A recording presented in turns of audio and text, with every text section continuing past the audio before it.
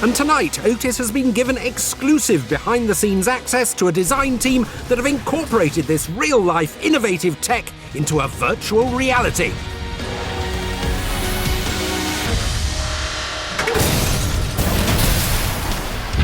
Sledgehammer Games is a 200-strong team of developers, producers, and animators responsible for the biggest gaming franchise in the world, Call of Duty. The latest version, Call of Duty Advanced Warfare, was 3 years in the making and is dominated by exoskeleton technology. I've been granted access all areas to spend the day with the creators to get inside their heads and hands-on with their game. First, I was going to meet Glenn Schofield and Michael Condrey, Sledgehammer's co-founders and gaming industry icons, don't you know?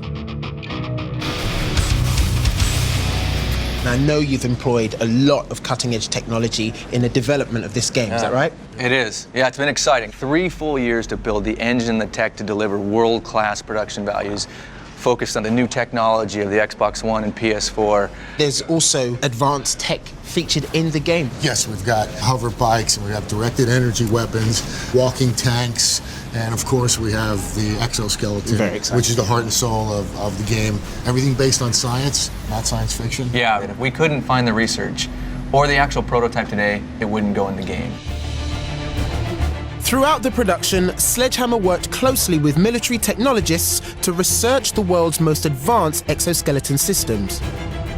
Translating this tech into realistic CGI animation was designer Chris Stone. What we did is we looked at some of these actual exoskeletons. We wanted to understand the way this would move, how it needs to fit around the body. And they're building articulation into these exoskeletons, just like a human skeleton. It has to be, right? If I bend at my waist, this exoskeleton needs to bend at the waist. So what we did is we created a full exoskeleton character that basically lives on top of the bodies of our human characters. Yes. To ensure the exoskeleton moved realistically with its digital wearer, the team used motion capture effects and Hollywood-style wire stunts to map out the movement of its central characters. And we actually used the same wire talent, the man who operates the wires, that worked on Iron Man. It feels totally legit. He comes jumping in over this car, and I totally buy that. Yeah, he's doing it as a man would, I guess. Exactly. From here, the Exo's powers could grow beyond the basics of increased strength and speed. I wanted to make sure that there were more gadgets, for lack of a better term, right? We like that term. I know you guys like that term. It makes sense. And these are some gadgets. Again, they might look science fiction, but they're grounded in reality. Brings many, many abilities to the field, right? You've got cloaking. Military is already working on tech for cloaking. Like, that is the ultimate camouflage. Yeah. You got your boost jump. You got your mag gloves, all right? You've got your exo deployed shield. You've got your exo grenade launcher. You've got everything a soldier would need built into this, Swiss Army knife of the suit. Fine-tuning their work was an ongoing process. The guys even used 3D printers to produce models of their digital creations in order to check shape and scale. With one of the 3D models, when we printed up, it felt like the head was a little too small. And so we changed it in the game. My next stop was with the man responsible for the game's audio, Dave Swenson.